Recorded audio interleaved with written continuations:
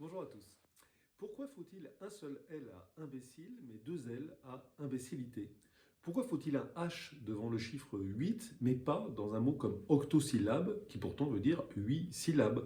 Pourquoi faut-il un S à la des clous, mais un X à des genoux? Eh bien, des questions comme cela, il y en a 100. 100 dans le livre que je vous montre, j'espère que vous allez le voir, Les Pourquoi du français de Julien Soulier. Non seulement il y a les questions, mais il y a les réponses, évidemment. Et alors, je ne peux pas les citer toutes ici, évidemment, ce serait beaucoup trop long, mais je vais prendre quelques exemples. L'un que j'aime bien, c'est la prononciation de la syllabe QU dans des mots. Pourquoi est-ce qu'on prononce parfois que, comme dans 4, et parfois que, comme dans aquatique? Eh bien, Julien Soulier nous explique qu'en latin, la règle était très simple. Tous ces mots-là se prononçaient que. On ne le retrouve d'ailleurs dans des mots que nous avons gardés du latin, comme un quatuor, un groupe de 4 musiciens, c'est quoi. Bon. À la fin du Moyen-Âge en français, c'était très simple. Tous ces mots-là se prononçaient que. On ne disait pas aquatique, on disait acatique. On ne disait pas équateur, on disait écateur. Bon, c'était comme ça.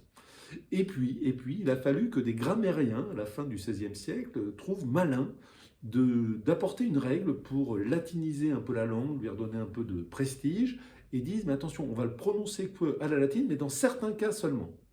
Le résultat, c'est le joyeux bazar actuel, puisque nous avons des mots qui se prononcent que, comme je sais pas, quenouille par exemple, et des mots qui se prononcent que, comme équidistant ou ubiquité. Il y a même des mots devant lesquels on ne sait pas exactement quelle règle s'appliquer, quasi, quasi, quadragénaire, quadragénaire. Merci aux grammairiens de la fin du XVIe siècle. Autre exemple, tout petit peu plus compliqué, je vais vous demander votre attention. Pourquoi faut-il un accent circonflexe à fantôme et pas à fantomatique, qui est pourtant l'adjectif qui lui est directement lié?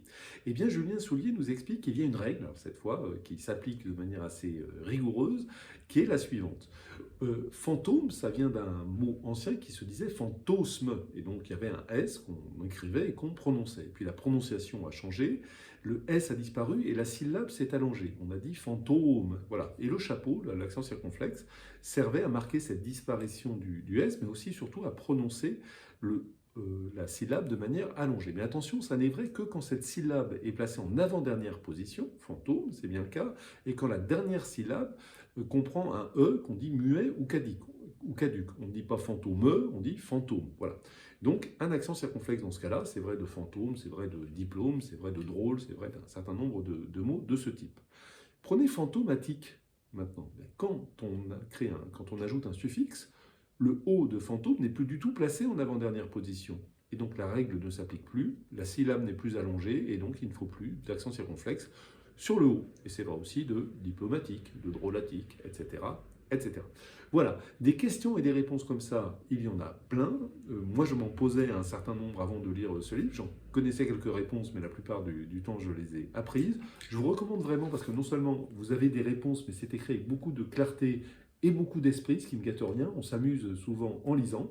Les Pourquoi du français de Julien Soulier, c'est l'objet bien sûr de ma lettre d'information de cette semaine de l'Express sur le bout des langues, dans laquelle vous trouverez davantage d'exemples à l'écrit. Pour la recevoir, c'est gratuit, vous le savez, vous allez sur le site de l'Express ou sur un moteur de recherche, vous tapez sur le bout des langues, vous entrez votre adresse et vous la recevrez gratuitement et automatiquement chaque mardi. Je vous remercie et je vous dis à la semaine prochaine.